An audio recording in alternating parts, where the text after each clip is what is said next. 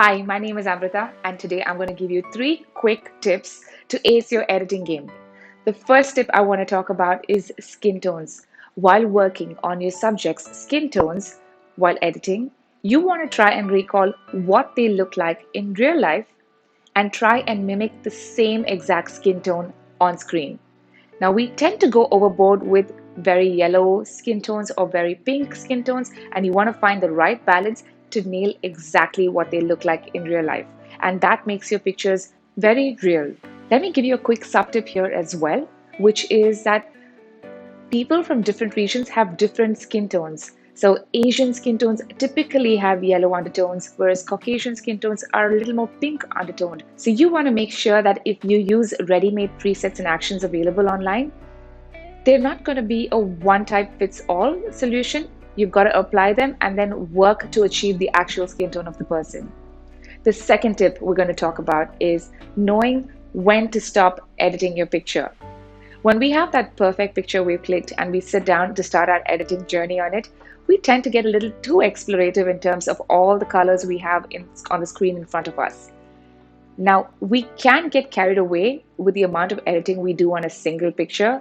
Some of us tend to over smoothen the skin or over sharpen a certain part of the image or overdo the background editing. Whatever it is that you're getting your hands dirty with, it's important to step back and gauge and see how far you've come along and what else is left to do so that you don't go overboard with the image. One quick sub tip here would be to break your eyes away from the screen to look at some other colors around you in the room. What can really help is having a small green potted plant beside your desk as well, because green can really help adjust your eyes to the colors, because you may tend to stare at the screen too long and sometimes colors may not really be very clear. So breaking away from the screen helps you readjust your eyes to actual colors around you and helps you get sharper with the images you're editing. At tip number 3, I have a really interesting one for you, especially if you're a beginner to editing softwares.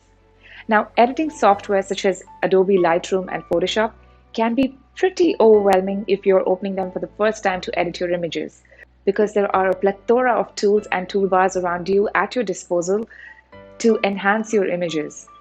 The best way to wrap your head around an editing software is to learn based on demand. Look at your image, understand what your needs are, understand what your problem areas are, and then target them one by one. If the first thing is to clear any objects in the background, learn that first. Then if you want to learn how to smoothen someone's skin, learn that as your second step. If you want to brighten the image, understand what each of those controls do in terms of exposure, brightness, brilliance, and so on. Learning based on demand or by need can make the process a lot easier and very easy to recollect the next time you're at it. Thank me later. Now, the 3 tips I've shared with you today have been with me right from the start and have helped me ace my own editing game over the years.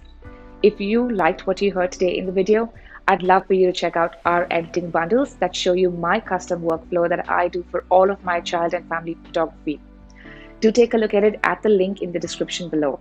Don't forget to like, subscribe, and share this video with anyone else you think may benefit from it. Thank you so much and see you in the next video.